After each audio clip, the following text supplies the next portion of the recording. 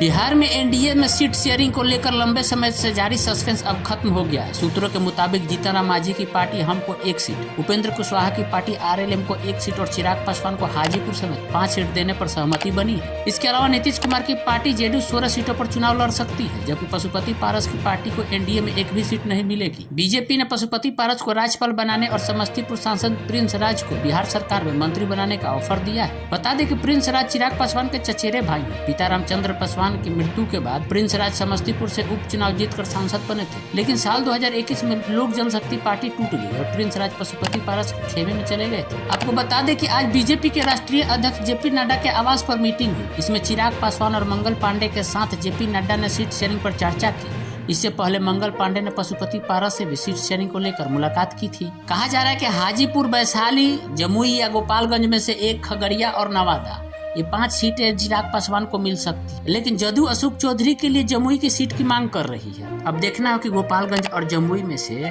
चिराग पासवान को कौन सी सीटें मिलती है। सूत्रों की माने तो बीजेपी हाजीपुर सीट चिराग पासवान को देना चाहती है। हाजीपुर सीट से पशुपति पारस सांसद है। वो लंबे समय से ताल ठोक रहे थे कि हाजीपुर सीट से वही चुनाव लड़ेंगे। वहीं चिराग पासवान ने भी हाजीपुर सीट से अपना दावा ठोक रहे थे।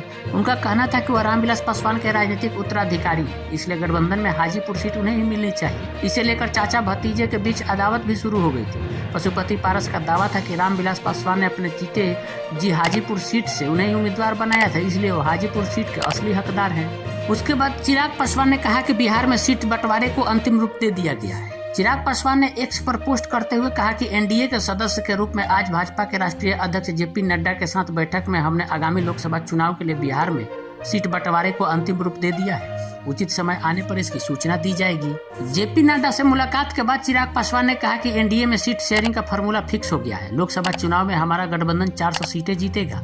उन्होंने कहा कि मेरे पास किसी के कोटे की कोई सीट नहीं है। हम बिहार के सभी 40 सीटों पर जीत का परचम फहराएंगे। चिराग ने अपने चाचा पशुपति पारस पर तंज कसते हुए कहा कि मुझे नहीं पता वो गठबंधन में है या नहीं। साथ ही कहा कि सीटों का ऐलान उचित समय आने पर कर दिया जाएगा। उन्होंने कहा कि हमारी सभी चिंताओं को बीजेपी ने गंभीरता से लिया।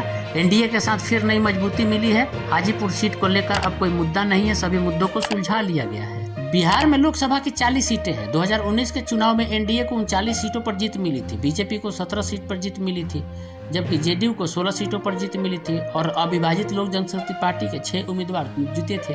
अब देखिए इस बार क्या होता है। बीजेपी 40 में 40 का दावा कर रही है, क्या 40 की 40 सीटें जीतेगी? तो वहीं दूसरी तरफ बीजेपी ने भी अपनी दूसरी लिस्ट जारी कर दी है। लोकसभा चुनाव 2024 के मद्देनजर बीजेपी ने उम्मीदवारों की दूसरी लिस्ट जारी कर दी है। इस लिस्ट में कई बड़े नाम शामिल हैं। इनमें नितिन गडकरी को नागपुर से, हरियाणा के पूर्व सीएम मनोहर लाल खट्टर को करनाल से टिकट दिया गया है। इसके अलावा हर्ष मल्होत्रा को पूर्वी दिल्ली से, योगेंद्र चंदोलिया को उत्तर पश्चिम दिल्ली से टिकट दिया गया है। सामने आया है कि बीजेपी ने दूसरी लिस्ट में 10 राज्यों के 72 सीटों पर अपने उम्मीदवारों की घोषणा की है।